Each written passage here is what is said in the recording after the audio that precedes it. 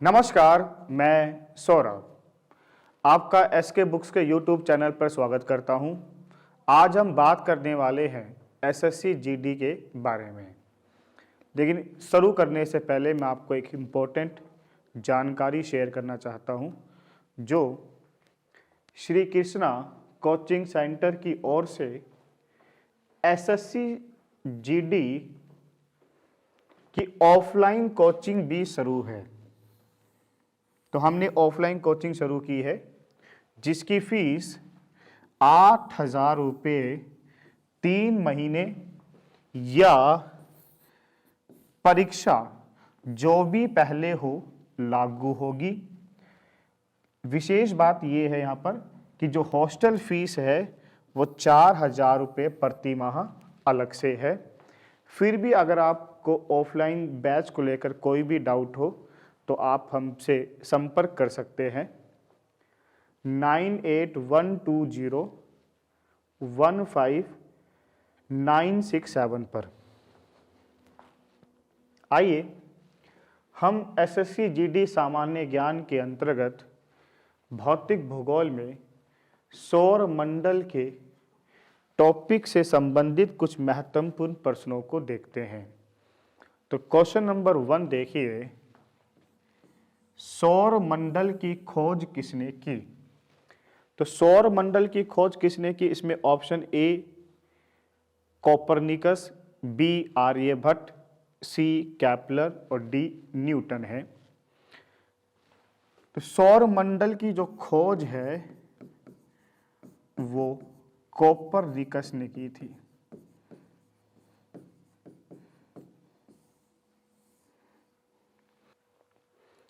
देखिए, कोपरनिकस ने एक सिद्धांत दिया है, जिस सिद्धांत का नाम है हेलियो सेंट्रिक सिद्धांत। तो अगर आपसे पूछते बताइए हेलियोसेंट्रिक सिद्धांत किसने दिया है, तो आप बताएंगे कोपरनिकस। इस हेलियोसेंट्रिक सिद्धांत को समझने से पहले आप एक सिद्धांत और समझिए, जिसका नाम है जियोसेंट्रिक। अगर आपसे पूछा जाता है जियोसेंट्रिक सिद्धांत किसने दिया, तो आप बताएंगे टॉलमी ने। देखिए, टॉलमी एक वैज्ञानिक थे जिन्होंने एक सिद्धांत दिया जियोसेंट्रिक। ये सिद्धांत क्या कहता है कि पृथ्वी केंद्र में है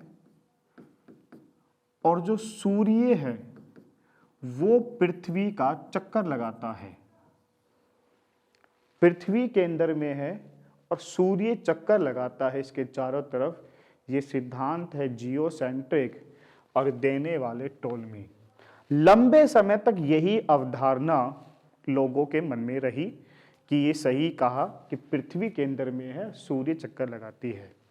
फिर एक वैज्ञानिक आए जिनका नाम है कोपरनिकस। उन्होंने इस अवधारणा को तोड़ दिया और इन्होंने एक नया सिद्धांत दे दिया हेलियोसेंट्रिक। अब इस हेलियोसेंट्रिक सिद्धांत में क्या कहा गया कि भाई सूर्य तो केंद्र में है और पृथ्वी इसके चारों तरफ चक्कर लगाती है। और आज भी हम इसी सिद्धांत को मानते हैं कि सूर्य केंद्र में और सभी ग्रह इसकी परिक्रमा करते हैं।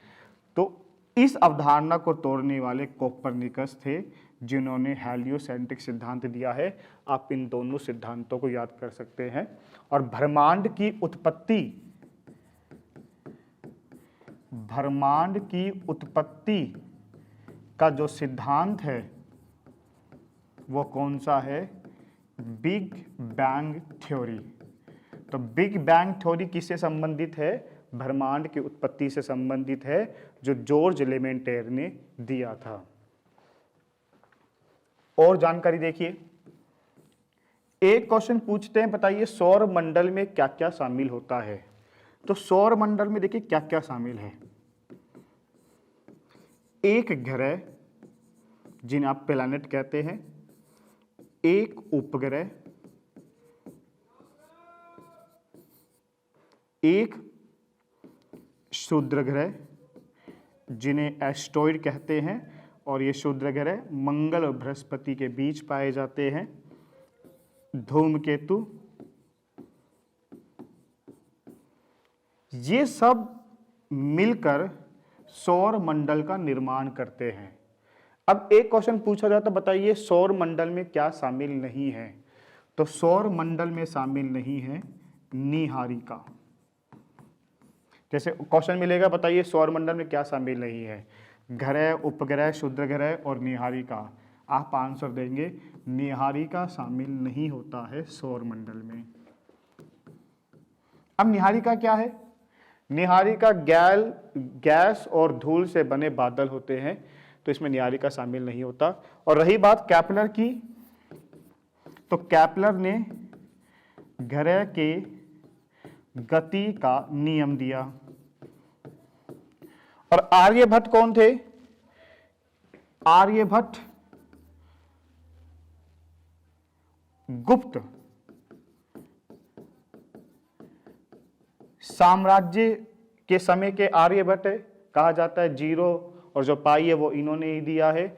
और आर्यभट्ट के नाम पर ही भारत का पहला उपग्रह था, जो अप्रैल 1975 में प्रक्षेपित किया गया था सोवियत संघ से। क्वेश्चन नंबर 2 को देखिए, प्रकाश वर्ष किससे संबंधित है? ए मौसम, बी दूरी, सी ध्वनि और डी गति। एसएससी जीडी 2019 का ये क्वेश्चन है, तो इसमें आंसर आ जाएगा बी दूरी। तो इसमें सही आंसर है। अब देखो प्रकाश वर्ष क्या होता है। प्रकाश वर्ष मतलब है लाइट ईयर। सूर्य के प्रकाश ने एक साल में कितनी दूरी तय की, ये प्रकाश वर्ष है। और प्रकाश वर्ष क्या है? तो ब्रह्मांड में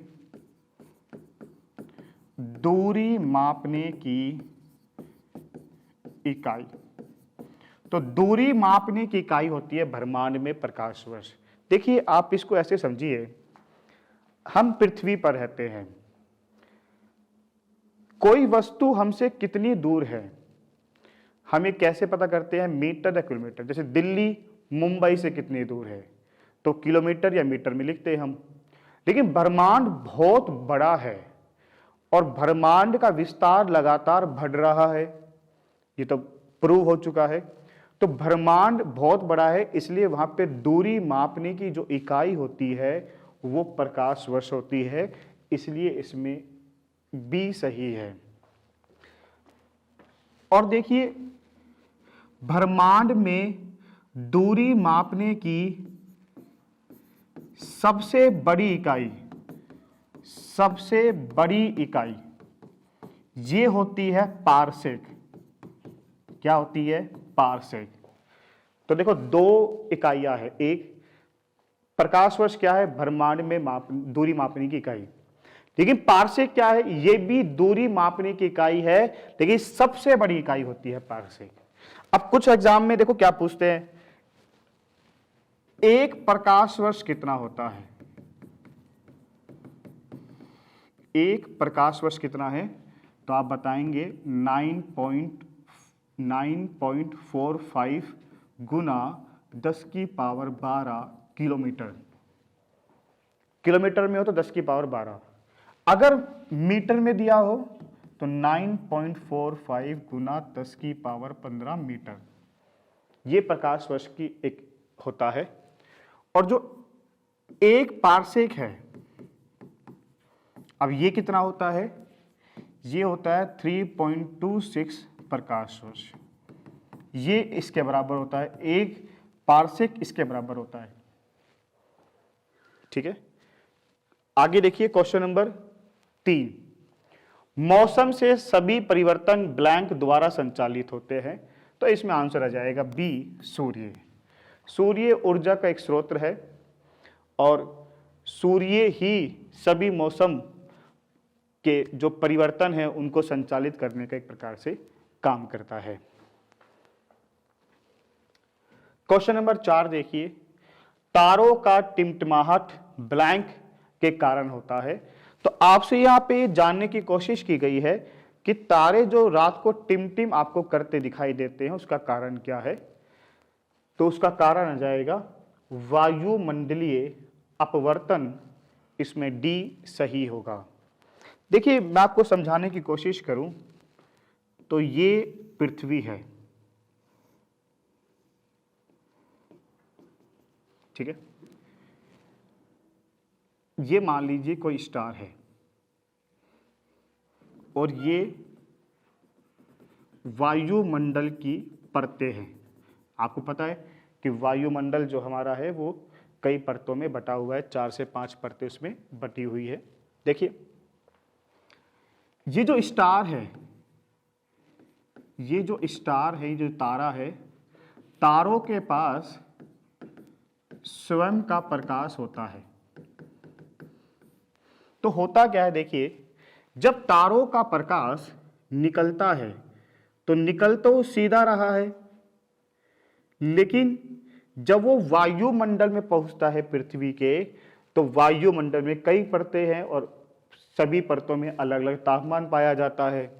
तो होता क्या है, प्रकाश जैसे सीधा आ रहा था तो जैसे वायुमंडल में पहुंचा तो प्रकाश की दिशा मुड़ गई ऐसे, फिर ये ऐसे चलते हैं क्योंकि वायुमंडल में कण पाए जाते हैं, कहीं पे कण ज़्यादा है कहीं पे कम है, तो उन कणों से प्रकाश टकराता है तो फिर वो हमारी आंखों तक पहुंचता है। जैसे ये हमारी आंखें हैं, यहाँ तक पहुंचता है ऐसे ऐसे, इस प्रकार से पहुंचता है। तो देखिए ये है प्रकाश का अपवर्तन। मेरा कहने का मतलब क्या है, तारों से निकलने वाला प्रकाश पृथ्वी पर हमारी आंखों तक पहुंचने से पहले पृथ्वी के वायुमंडल में मौजूद कई परतों से इसका अपवर्तन होता है, जिसके कारण हमें तारे टिमटिम करते दिखाई देते हैं। और देखिए यहाँ पे लिखा है वायुमंडलीय अपवर्तन, तो प्रकाश का अपवर्तन होता है। इसमें एक महत्वपूर्ण और जानकारी देखिए, रात में सबसे चमकीला तारा, तो रात को दिखाई देने वाला सबसे चमकीला तारा कौन सा है, साइरस। अगर साइरस नहीं आए तो डॉग स्टार। तो रात में सबसे चमकीला तारा है साइरस या डॉग स्टार। और सूर्य के सबसे नजदीक तारा, तो सूर्य के सबसे नजदीक तारा कौन सा है, प्रोक्सिमा सेंचुरी। क्वेश्चन नंबर 5 देखिए, तारामंडल उर्स मेजर को ब्लैंक के नाम से भी जाना जाता है। तो जो उर्स मेजर है उसे किस नाम से जानते हैं, तो इसमें आंसर आ जाएगा डी, ग्रेट बेयर। मतलब भालू की आकृति जैसा ये होता है, इसलिए इसे ग्रेट बेयर कहा जाता है उर्स मेजर को। अब देखो तारामंडल उर्स मेजर क्या है। तारामंडल क्या होता है, तारामंडल होता है तारों का एक समूह, तारों का समूह। तो तारों का एक समूह होता है जिसे तारामंडल कहते हैं। माना जाता है कि 88 तारामंडल होते हैं, 88 तारामंडल ज्ञात हो चुके हैं। तो देखिए जो तारों का जो समूह है ये एक विशेष पैटर्न बनाते हैं। क्या बनाते हैं, विशेष पैटर्न या विशेष आकृति बनाते हैं। तो तारामंडल तारों का एक समूह होते हैं और ये एक प्रकार का विशेष पैटर्न या विशेष आकृति बनाते हैं। जैसे मान लीजिए आप जब रात को तारे देखते हैं, जैसे मान लीजिए तारे हैं, जो चमक रहे हैं बहुत तेज। जब आप इनकी कोई अब इनकी आप आकृति बनाइए तो देखिए कोई एक विशेष आकृति बनी। अब कुछ भी ले लीजिए, ये कोई आकृति बन गई, तो ये सब क्या है, तारों को जब आप मिलाते हैं तो एक विशेष आकृति बनती है। उसी विशेष आकृति में एक तारामंडल है जिसका नाम है उर्स मेजर। इसे ही ग्रेट बियर कहते हैं, मतलब भालू की आकृति का होता है। देखो इसमें होता क्या है, 7 तारे होते हैं जो ऐसे मतलब अरेंज होते हैं।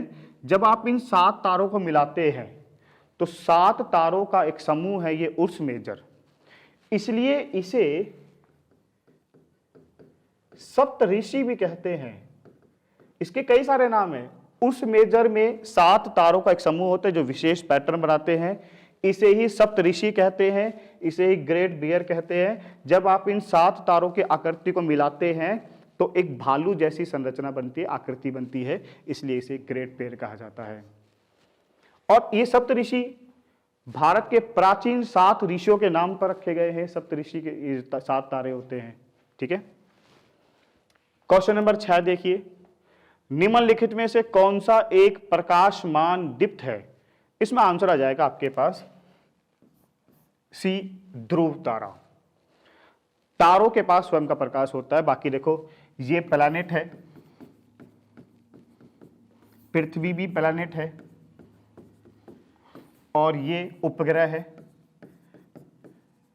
ग्रह और उपग्रह के पास तो प्रकाश होता ही नहीं, ये तो सूर्य के प्रकाश से चमकते हैं। या पूछा है कौन सा प्रकाशमान है, सिर्फ ध्रुव तारा।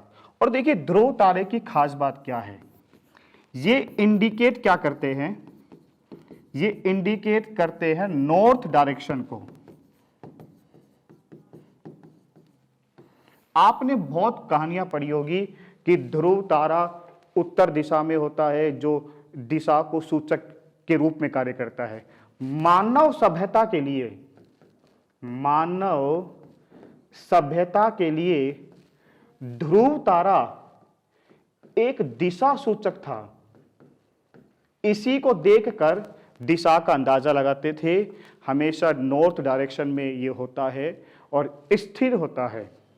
ओके, क्वेश्चन नंबर 7 देखिए, सौर मंडल में सबसे बड़ा ग्रह कौन सा है? तो आंसर आ जाएगा सी, बृहस्पति। तो सौर मंडल का सबसे बड़ा ग्रह बृहस्पति होता है। बृहस्पति पर लाल रंग के मोटे मोटे धब्बे पाए जाते हैं, या मैं इनको कह सकता हूं रेड स्पॉट। अगर क्वेश्चन पूछा जाए बताइए रेड स्पॉट किस ग्रह पर पाए जाते हैं, तो आप बता देंगे बृहस्पति पर पाए जाते हैं। अपने अक्ष पर सबसे तेज गति से यही बृहस्पति घूमता है। ये एक चक्कर पूरा कर लेता है लगभग 10 घंटों में। ये जो मंगल है, मंगल को कहते हैं लाल ग्रह, रेड प्लैनेट बोलते हैं इस पे। और इसके 2 उपग्रह हैं।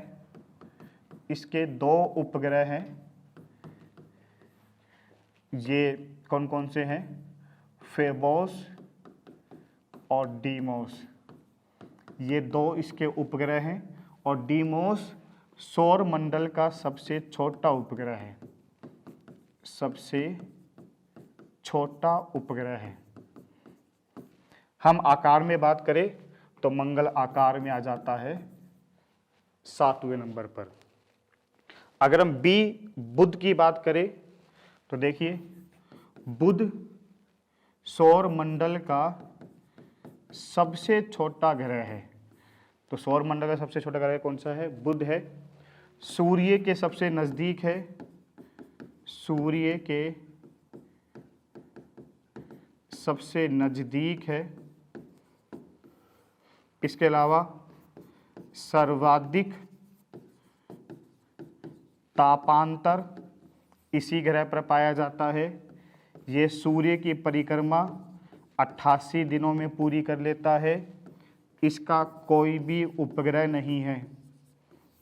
और बुध के लिए जो मिशन भेजा गया था उसका नाम है मैसेंजर। तो एग्ज़ाम में आए, बताइए मैसेंजर मिशन का संबंध किससे है? तो बुध से है। अगर हम शुक्र की बात करें तो शुक्र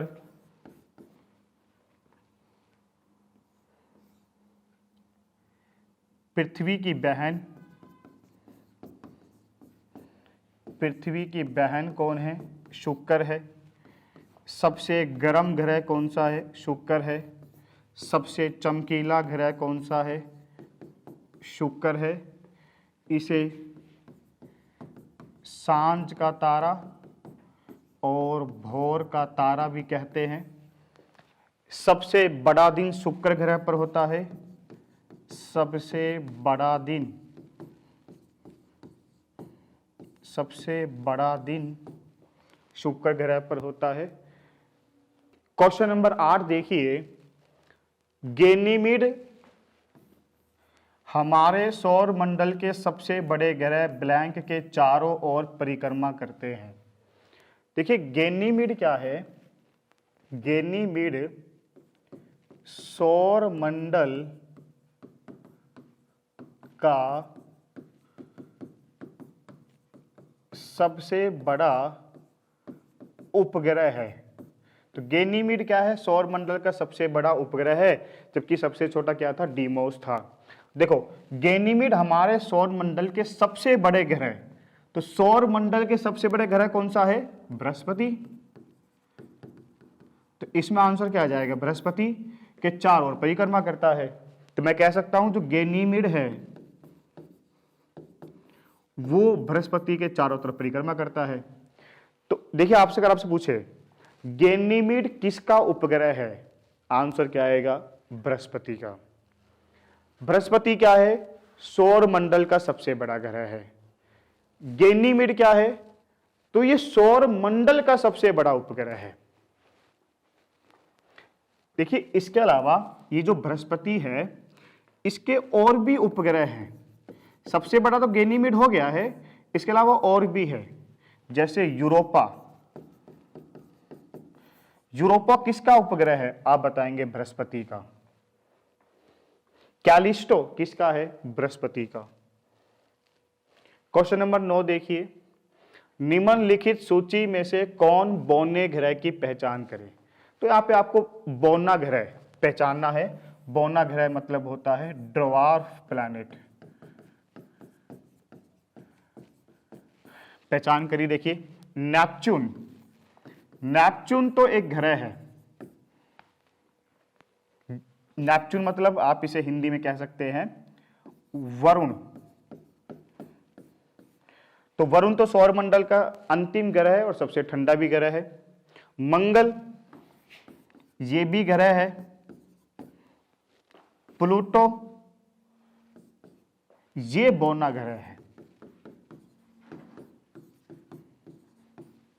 और बुध ये ग्रह है। सौरमंडल का सबसे छोटा ग्रह यही है। तो अब देखिए बौना ग्रह की पहचान करें, आंसर आ जाएगा प्लूटो। तो इसमें प्लूटो सही होगा। हम इसके बारे में थोड़ी जानकारी प्राप्त करें तो देखिए प्लूटो जो है पहले यह ग्रह था। पहले क्या था? ग्रह। पहले तो ये ग्रह था, अब इसे बौना ग्रह कहते हैं। देखिए हुआ क्या, 2006 में अंतर्राष्ट्रीय खगोल संघ जो है उसने फैसला लिया अपनी बैठक में कि प्लूटो जो हमारा सौर मंडल का 9वां ग्रह है इसे ग्रह की सूची से हटा दो और अब सौर मंडल में 8 ग्रह होंगे। इसे क्यों ग्रह की सूची से हटाया? क्योंकि जो प्लूटो की कक्षा है और इसके बराबर वाला ग्रह कौन सा था? वरुण। तो प्लूटो की जो कक्षा है वो वरुण की कक्षा को ओवरलैप करती थी। तो वैज्ञानिकों ने कहा भाई प्लूटो वरुण की कक्षा को ओवरलैप करता है, इसलिए इसे ग्रह की सूची से हटाकर इसे एक बौना ग्रह की सूची में डाल दो। इसलिए 2006 के बाद से अभी से बौना ग्रह माना जाता है। 2006 से पहले ये क्या था? ग्रह था। क्वेश्चन नंबर 10 देखिए, निम्नलिखित में से कौन सा हमारे सौर मंडल का बौना ग्रह ड्वार्फ प्लैनेट है? तो इसमें आंसर आ जाएगा ए, माके। ये उपग्रह है, किसका है? बृहस्पति का। यूरोपा, ये भी उपग्रह है, किसका है? बृहस्पति का। कैलिस्टो, ये भी उपग्रह है, किसका है? बृहस्पति का। तो ये तीनों उपग्रह है। यहां बौना ग्रह पूछा गया तो आंसर आ जाएगा माके। और ये कहां पाया जाता है? ये पाया जाता है क्यूबर बेल्ट में। कई बार एग्जाम में ये भी पूछ लेते हैं, बताइए ये जो ड्वार्फ प्लैनेट है ये कहां पाया जाता है? तो ये पाया जाता है क्यूपर बेल्ट में। क्यूपर बेल्ट कहाँ होती है? ये वरुण से भी दूर होती है हमारे सौर मंडल में। जैसे मान लीजिए वरुण ग्रह, ये सूर्य है ना। फिर क्या आएगा? बुध आएगा। बुध के बाद क्या आएगा? शुक्र आएगा। शुक्र के बाद क्या है? पृथ्वी। पृथ्वी के बाद मंगल, यहाँ पर पाई जाती है एस्ट्रॉइड बेल्ट। फिर आता है आपका बृहस्पति, फिर शनि, फिर अरुण और फिर वरुण।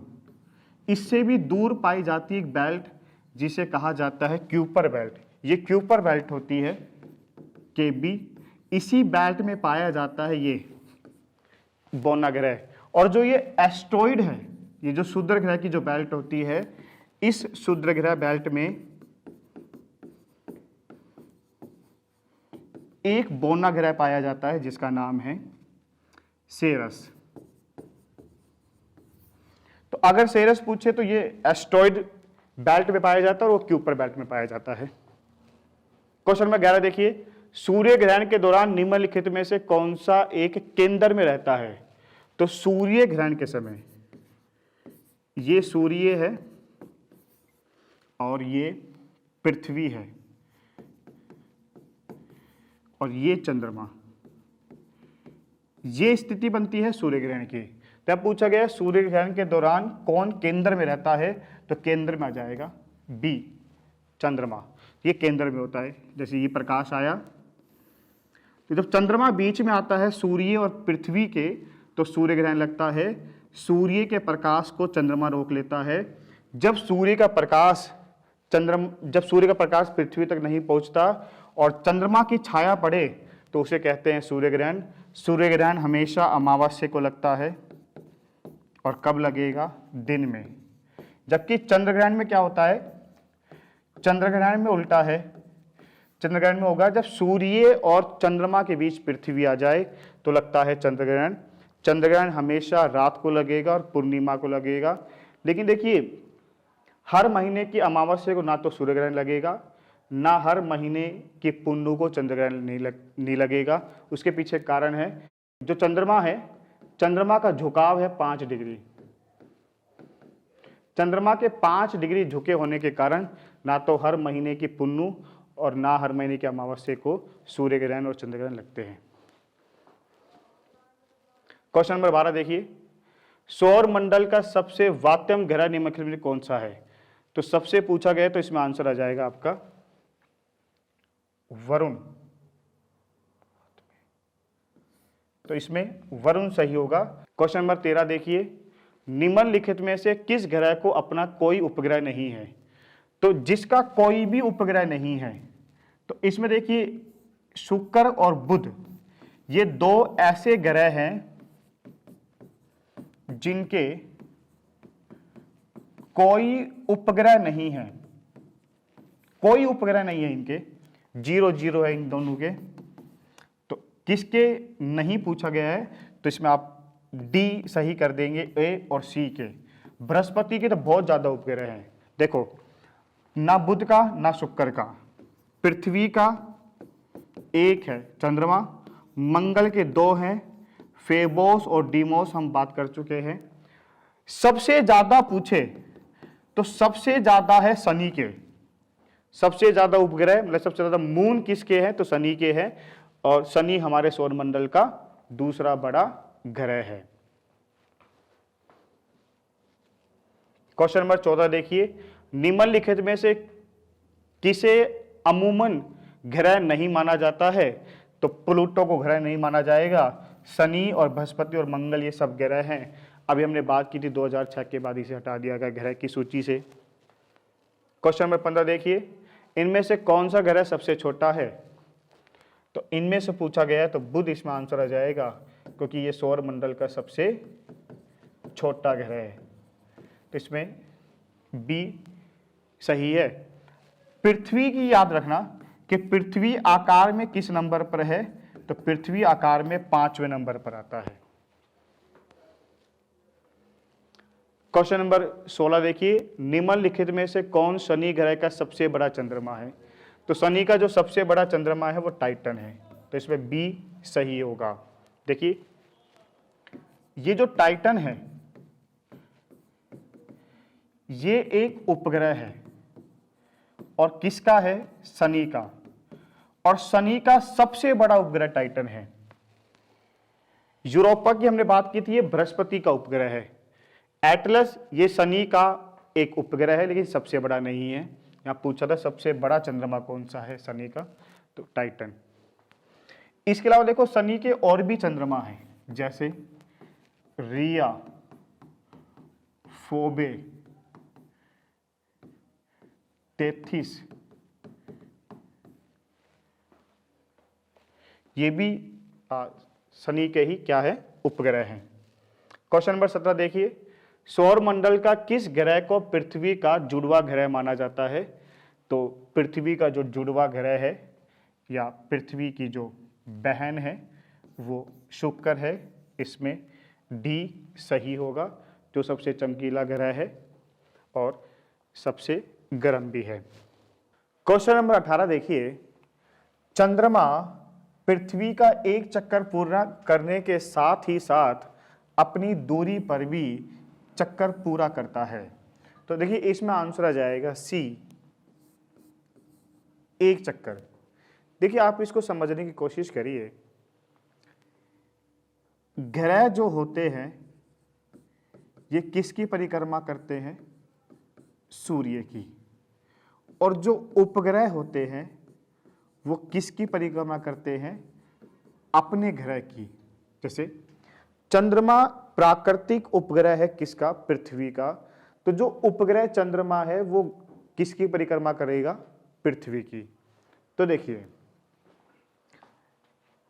चंद्रमा का जो घूर्णन अवधि है, जो घूर्णन अवधि है मतलब चंद्रमा अपने अक्ष पर घूमने में, एक चक्कर पूरा करने पर अपने अक्ष पर ये समय लेती है 27 दिन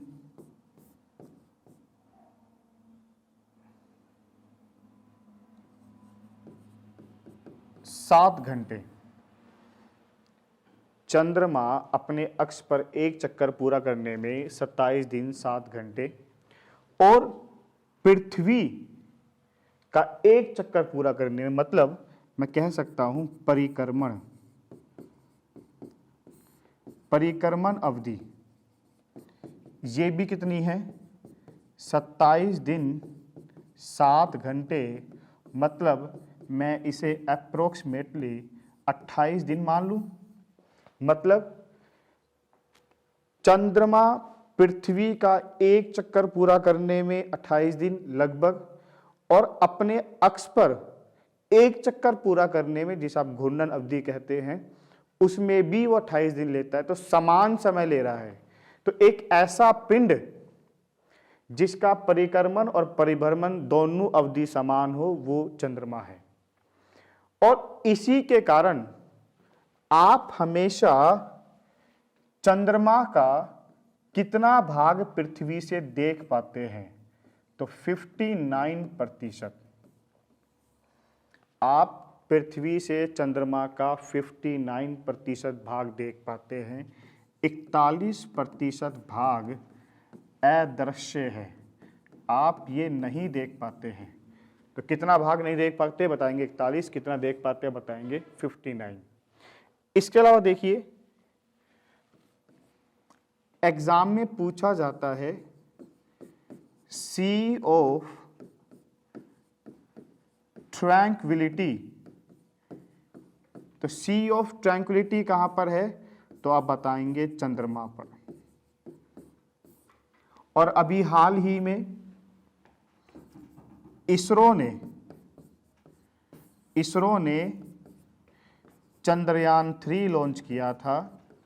और जो ये चंद्रयान 3 है, ये कब लॉन्च किया था? 14 जुलाई 2023 को श्रीहरिकोटा, जहाँ पे सतीश धवन अंतरिक्ष केंद्र है, और 14 जुलाई 2023 को चंद्रयान 3 लॉन्च किया गया, प्रक्षेपित किया गया 2:35 पर, जो चांद के दक्षिणी ध्रुव पर 23 अगस्त 2023 को उतरा। और चांद के दक्षिणी ध्रुव पर उतरने वाला दुनिया का पहला देश बना भारत। और इसे जिस रॉकेट से भेजा गया था उसका नाम था LVM-3M4, ये उस रॉकेट का नाम है। इसके अलावा चंद्रयान 3 में जो रोवर गया था उस रोवर का नाम था प्रज्ञान। और जो लैंडर गया था उस लैंडर का नाम था विक्रम। जहाँ पे चंद्रयान 3 उतरा है उसका नाम रखा गया है शिव शक्ति पॉइंट। तो जहाँ चंद्रयान 3 उतरा है वहाँ उसका नाम शिव शक्ति पॉइंट रखा गया है। और जहाँ पर चंद्रयान 2 क्रैश हुआ था उसका नाम रखा गया है तिरंगा। अगला क्वेश्चन देखिए, निम्नलिखित में से क्या खगोलीय पिंडों का हिस्सा है? तो खगोलीय पिंडों का हिस्सा है, इसमें आंसर आ जाएगा सी। 1, 2, 3 तारे, ग्रह और चंद्रमा, ये सब खगोलीय पिंड का एक हिस्सा है। क्वेश्चन नंबर 20 देखिए, निम्नलिखित में से किसने ब्रह्मांड के विस्तार की अवधारणा की खोज की थी? तो ब्रह्मांड का विस्तार लगातार बढ़ रहा है और ब्रह्मांड के विस्तार की अवधारणा की खोज की थी एडविन हब्बल ने। और ये एडविन हब्बल कहाँ के वैज्ञानिक है? अमेरिका के वैज्ञानिक है ये। इन्हीं के नाम पर हब्बल टेलीस्कोप भी है। तो ये 20 महत्वपूर्ण क्वेश्चन थे। आपको क्लास कैसी लगी हमें कमेंट करके जरूर बताइएगा आप। और ये हमारे एसके की 3 पुस्तकें हैं। एक एसएससी जीडी कांस्टेबल की है जिसमें आपका संपूर्ण सिलेबस दिया गया है, गणित का, सामान्य ज्ञान का, हिंदी का, तर्क शक्ति का। 4000 से ज़्यादा प्रश्नों का संकलन है, सभी प्रश्नों की संपूर्ण व्याख्या है। एक गत वर्षों के पेपर का सेट है जो 2011 से लेकर 2023 तक के जितने पेपर अभी तक हुए हैं उन सब के प्रश्न लिखे गए हैं। और प्रत्येक प्रश्न का ऑनलाइन वीडियो सॉल्यूशन भी उपलब्ध है। 35 प्लस अभ्यास पेपर सेट इसमें दिए गए हैं। और एक सामान्य ज्ञान की पुस्तक है यूजफुल फॉर एसएससी जीडी और एमटीएस, जिसमें एसएससी जीडी एमटीएस के अब तक के प्रश्नों का चैप्टर वाइज और टॉपिक वाइज संकलन किया गया है। तो ये तीनों पुस्तकें आप ऑनलाइन ऑफलाइन किसी भी तरीके से बाजार से खरीद सकते हैं। धन्यवाद। इस एग्ज़ाम के लिए एसके बुक सभी शॉप पर भी और ऑनलाइन भी अवेलेबल है। अगर आप ऑनलाइन लेना चाहते हैं तो उसका लिंक डिस्क्रिप्शन बॉक्स में अवेलेबल है। इस चैनल पर हम एसएससी भर्ती और अन्य सभी भर्ती से संबंधित इम्पोर्टेंट जानकारियाँ और स्टडी मटेरियल भी उपलब्ध कराते रहेंगे। तो इस वीडियो को लाइक कीजिए, चैनल को सब्सक्राइब कीजिए और अपने दोस्तों के साथ शेयर कीजिए। मिलते हैं अगली वीडियो में। जय हिंद।